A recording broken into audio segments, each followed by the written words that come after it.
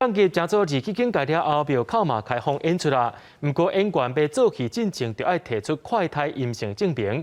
高雄市这2天，着5个剧团向文化局申请免费的快筛，其中有4个剧团今仔日也已经开始搬戏咯，演员也拢真欢喜。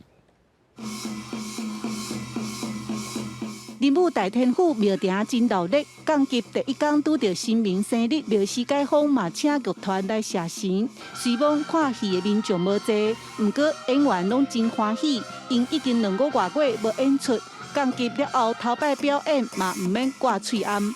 台上他是说可以口罩拿下来，那个真的是戴着口罩没办法呼吸，没办法演，真的是天气太热。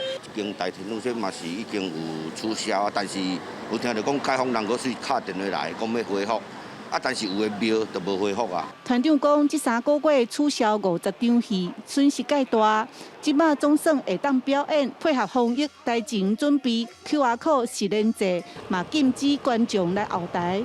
为着会当免挂喙罨上台，有2团的演员前1天就先来病院接受快筛。农历28号就是慈父千岁生日，然后19号是观音菩萨生日，对，所以我们要前往演出。然后这次因为快筛，然后就是希望可以脱掉口罩。高雄市府提供艺文工作人员免费快筛甲防疫顾问，这2天陆续有5个剧团申请，佮拄到新明生日闹热。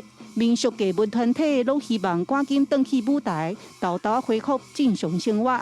记者陈嘉文、罗伟哲高雄报道。